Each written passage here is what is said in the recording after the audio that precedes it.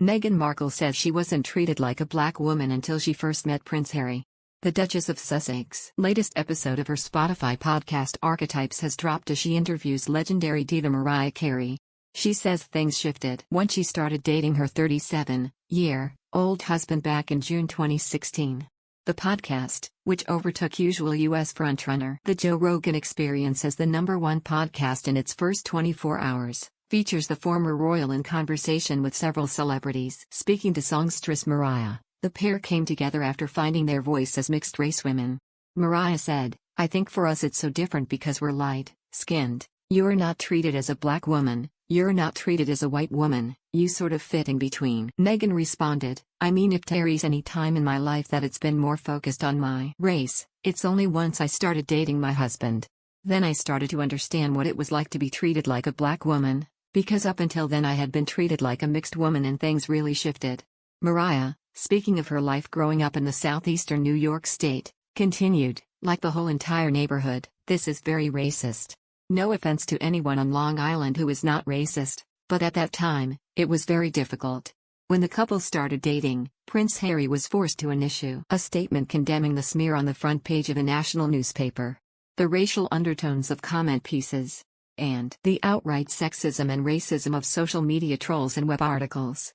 It read, "Since he was young, Prince Harry has been very aware of the warmth that has been extended to him by members of the public. He feels lucky to have so many people supporting him and knows what a fortunate and privileged life he leads. He is also aware that there is significant curiosity about his private life. He has never been comfortable with this, but he has tried to develop a thick skin about the level of media interest that comes with it.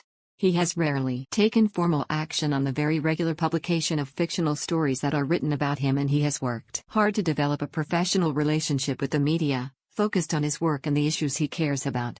But the past week has seen a line crossed. His girlfriend, Meghan Markle, has been subject to a wave of abuse and harassment.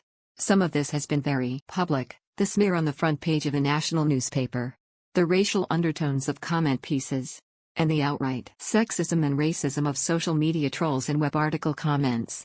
Some of it has been hidden from the public, the nightly legal battles to keep defamatory stories out of papers, her mother having to struggle past photographers in order to get to her front door, the attempts of reporters and photographers to gain a legal entry to her home and the calls to police that followed, the substantial bribes offered by papers to her ex-boyfriend, the bombardment of nearly every friend, co-worker, and loved one in her life. Prince Harry is worried about Ms. Markle's safety and is deeply disappointed that he has not been able to protect her. It is not right that a few months into a relationship with him that Ms. Markle should be subjected to such a storm. He knows commentators will say this is the price she has to pay and that this is all part of the game. He strongly disagrees. This is not a game, it is her life and his. The launch of Archetypes comes close to 2 years after Archetypes Audio's partnership with Spotify was first announced. Meghan and Harry signed a lucrative deal with the audio streaming giant to host and produce podcasts, estimated to be worth around £18 million in late 2020.